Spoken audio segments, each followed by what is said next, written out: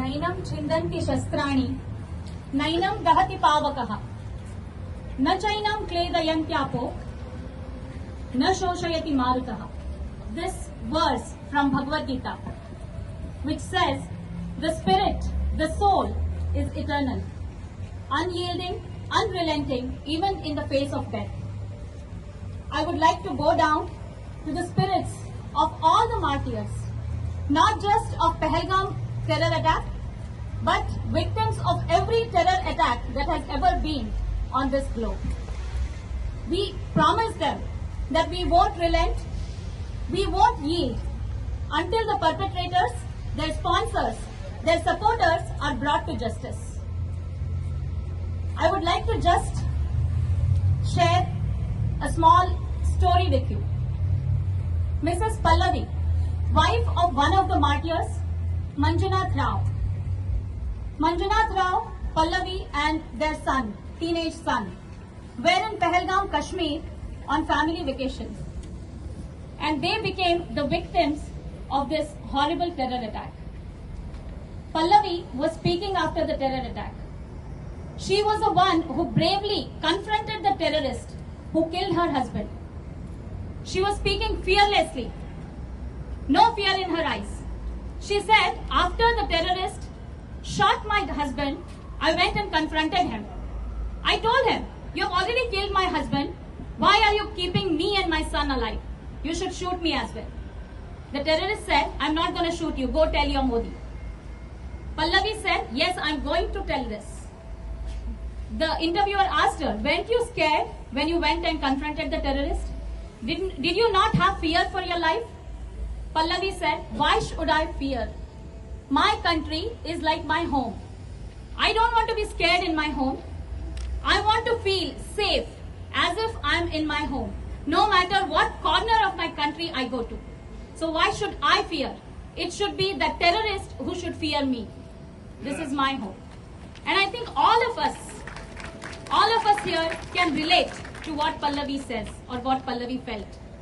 We all want to feel safe. We all want to feel at home, no matter what corner of earth we are on. We all want to live our life happily. When we are not troubling anyone, we should not fear. We are not the ones who should fear, but the terrorists are the ones who should fear us. It's not just Pallavi. Young couples who got married a few months ago, who got married a few days ago, who had dreamt of a life, a colorful life together, were forced to be separated.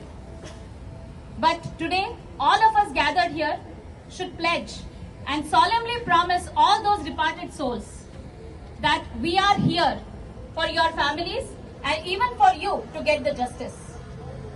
And what was the reason all these people lost their lives? Not because what they did, but because who they were. And we all say terror has no religion, but sorry, unfortunately terror has religion. Yeah. Any terror incident in any part of the globe, be it in New York's Twin Towers, Bourbon Street in New Orleans on the New Year Day, Pulse nightclub in Florida, Charlie Hebdo office in Paris, London bombing or 2017 Westminster attack, or the October 7th Nava Music Festival in Israel. All these terror attacks have one factor in common. Unfortunately, we have to call the elephant in the room. Yes. It's about time. Yes. The statistics, the numbers don't lie.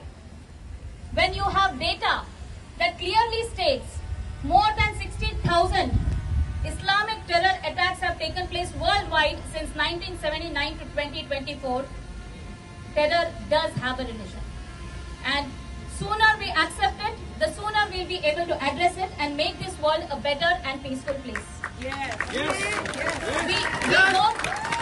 We don't want to spread any misconceptions or hate against any one religion.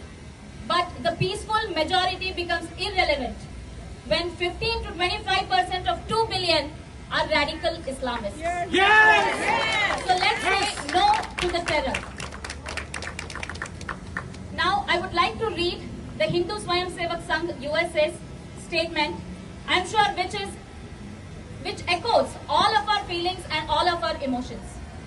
The Hindu Swayam Sevak Sangh USA vehemently condemns the barbaric terrorist assault in Pahalgam, Jammu and Kashmir, India on April 22nd, 2025, where innocent Hindu male terrorists were isolated, religiously profiled and brutally murdered in front of their families. This horrific attack is not only a crime against individuals and a community, but also a vile attack on the very fabric of humanity and civilization, demonstrating a conscious embrace of violence and hatred over peace. To the families of the victims, we offer our deepest condolences and unshakable support. To the injured, we pray for complete healing. And to the people of Bharat, that is India, we stand beside you with firm solidarity and profound respect for your courage and resilience. This heinous act of terror, fueled by a state-sponsored hateful ideology of radical Islamist extremism, starkly exposes the dark forces that continue to undermine global peace and coexistence. It underscores the urgent and critical need for a unified global resolve against these venomous acts and the political powers that enable such instruments of terror.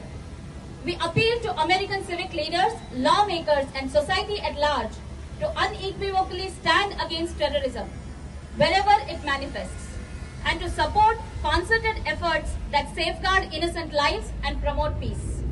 We urge our members, the broader American Hindu community, interfaith organizations, and all concerned citizens to participate in local vigils and prayers for the victims to attain eternal peace. For Sole